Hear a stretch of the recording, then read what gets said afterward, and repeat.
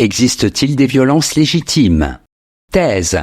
Tant sur le plan individuel que social, il existe une violence légitime, qui s'oppose à la violence contraire à la morale ou à la loi. Antithèse. La violence est agression. Elle est donc contraire à la raison, elle n'est pas un droit. Thèse. La violence qui met fin à la violence est légitime.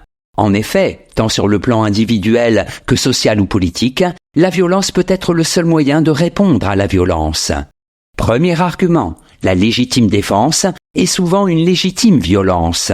Le droit considère que tout acte, toute attitude sont légitimes à partir du moment où la personne qui en est l'auteur est dans son bon droit. On peut donc considérer qu'il est légitime de se mettre en colère quand les idéaux de la moralité sont bafoués, et dire avec Aristote qu'il est juste de s'emporter quand il le faut, comme il le faut et contre ce qu'il faut.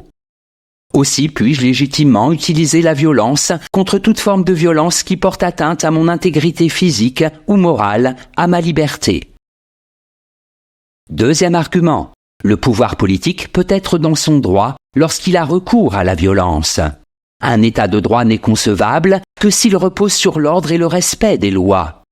Lorsque ces fondements sont mis en péril, ce peut être le cas des attentats terroristes, lorsque l'ordre social est en danger, l'État peut se voir contraint d'utiliser la violence pour protéger la société. Troisième argument, l'opposition à la violence de l'État est parfois juste. La violence n'est pas toujours la forme spectaculaire de l'application de la force. En effet, la politique, en tant que régulation de la vie sociale, peut devenir une violence sous de multiples aspects. Elle m'impose des contraintes, elle me force à adopter tel ou tel comportement. Si, avec d'autres, je considère que ce que m'impose l'État constitue une violence injuste et intolérable, cas du totalitarisme, j'ai le droit, et même le devoir, de m'opposer à l'oppression par la violence. En bref, la violence est légitime si et seulement si elle a pour finalité de mettre un terme à une autre violence, celle qui menace l'individu et la société. Antithèse. La violence n'est en aucun cas un droit. En effet, la violence est toujours l'expression d'un dialogue devenu impossible. En ce sens, elle a toujours un aspect négatif. Qu'elle soit parfois nécessaire, cela ne fait pas d'elle un droit. Premier argument. Échange d'idées contre échange de coups. La violence est la négation de la raison humaine, la négation de la justice et du droit rationnel qui règne et harmonise les rapports entre les hommes. Le droit de violence, contenu dans l'expression « violence légitime », est en soi contradictoire. La force ne confère aucun droit. Tout au contraire, la fonction du droit est de s'opposer à la violence. Ainsi que le dit Alain, le pire des maux est peut-être que la justice se fasse par la force, car cela fait haïr la justice ou l'aimer mal.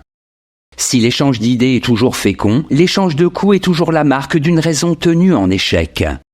Deuxième argument, il faut distinguer force et violence. Une force rationnelle et maîtrisée est une puissance qui cherche à convaincre et qui s'adresse à l'intelligence. Ainsi Rousseau dit qu'il faut forcer les hommes à être libres. Il n'en va pas de même pour la violence qui, d'une manière ou d'une autre, est toujours destructrice. Mise au service de certaines idées, elle aboutit immanquablement au fanatisme. Ce dernier, en tant qu'il nie autrui, sa conscience libre et raisonnable, engendre lui-même la violence. On peut admettre que la violence soit fondée et que le rapport de dominant à dominé qu'elle instaure lui donne souvent le dernier mot, mais cela ne lui confère aucune légitimité. Elle est donc dans tous les cas illégale, même si elle peut servir à rétablir la légalité. En bref, si la violence pouvait avoir valeur de droit, c'est la notion même de droit qui serait à remettre en cause. Synthèse. D'un point de vue moral et philosophique, on ne peut que condamner la violence, qu'il faut distinguer de la force. Mais du point de vue du réalisme politique, les choses ne sont pas aussi simples. Un pouvoir qui, par refus de la violence, laisse se développer des violences qui rongent la société est plus condamnable qu'un pouvoir qui use de violence pour assurer la paix civile. La violence est toujours un mal, mais un mal est parfois nécessaire dès lors qu'il s'agit de défendre l'essence et la dignité de l'homme, c'est-à-dire sa liberté. Note et commentaire. Force, principe de puissance et d'action, expression d'une volonté. La force peut être physique, morale, intellectuelle. Elle peut s'exercer par la contrainte physique, mais aussi par la persuasion, l'exemple. La force est positive lorsqu'elle sert le droit, la raison. Violence, application brutale de la force par des moyens physiques ou psychologiques non maîtrisés par la raison. Citation. Ce n'est pas la violence qui restaure, mais la violence qui ruine qu'il faut condamner. Machiavel. La violence se donne toujours pour une contre-violence, c'est-à-dire pour une riposte à la violence d'autrui, c'est-à-dire une riposte à la violence de l'autre. Jean-Paul Sartre.